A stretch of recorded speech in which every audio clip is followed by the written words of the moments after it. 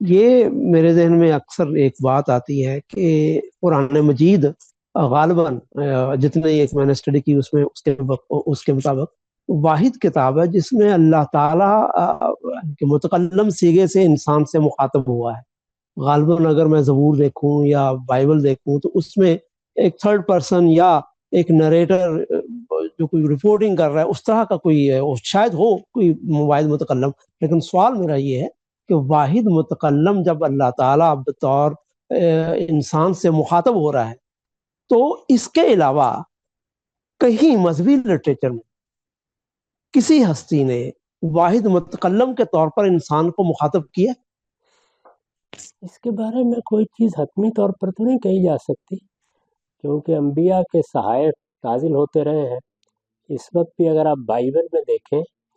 تو انبیاء کے بہت سے صحائف وہاں نقل ہوئے ہیں،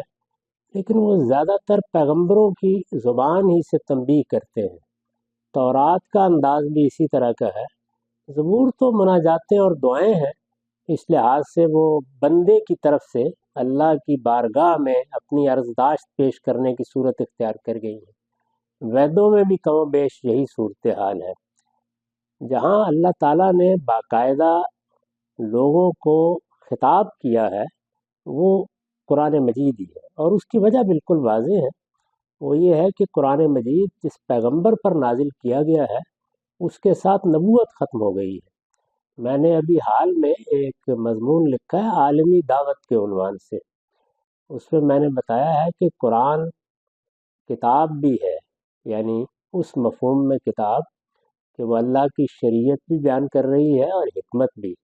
لیکن اصلاً وہ پیغمبر ہے، اور قیامت تک کے لیے وہ ایک پیغمبر کا کردار ادا کرے گا۔ پیغمبر تو گفتگو کرتا ہے، بات کرتا ہے، وہ لوگوں کو کوئی بات سمجھاتا ہے، وہ ان کی غلط فہمیوں کو دور کرتا ہے، وہ ان کے اشکالات کو دور کرتا ہے۔ تو قرآن میں یہی اسلوب اختیار کیا گیا ہے، یعنی اللہ تعالیٰ نے رسول اللہ کے زمانے ہی میں یہ اہتمام کیا کہ بجائے اس کے کہ دعوت کو یا انذار کو اور ہدایت کو الگ کر دیا جائے، دونوں کو اکٹھا کر دیا۔ تو قرآن مجید جس طرح سے قانون اور حکمت کی کتاب ہے، اسی طرح سے بلکہ یہ کہنا چاہیے کہ قانون اور حکمت تو جزواً بیان ہوا ہے، اصلاً انذار کی کتاب ہے، اور انذار کی کتاب میں پھر پیغمبر جس طرح بات کرتے رہے ہیں وہ معاملہ قرآن مجید نے خود کیا ہے۔ رسول اللہ صلی اللہ علیہ وسلم کو بھی پابند کیا گیا کہ انذار اس قرآن کے ذریعے سے ہوگا، اور قرآن مجید قیامت تک کے لیے اب پیغمبر کی جگہ پر کھڑا ہے۔ یہی وجہ ہے کہ ہم اس بات پر اصرار کرتے ہیں کہ اب اس کی ضرورت نہیں ہے کہ کوئی شخص دعوت دے۔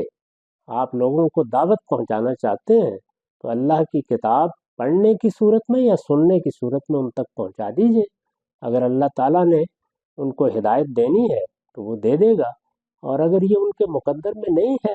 تو ہم کیا کر سکتے ہیں۔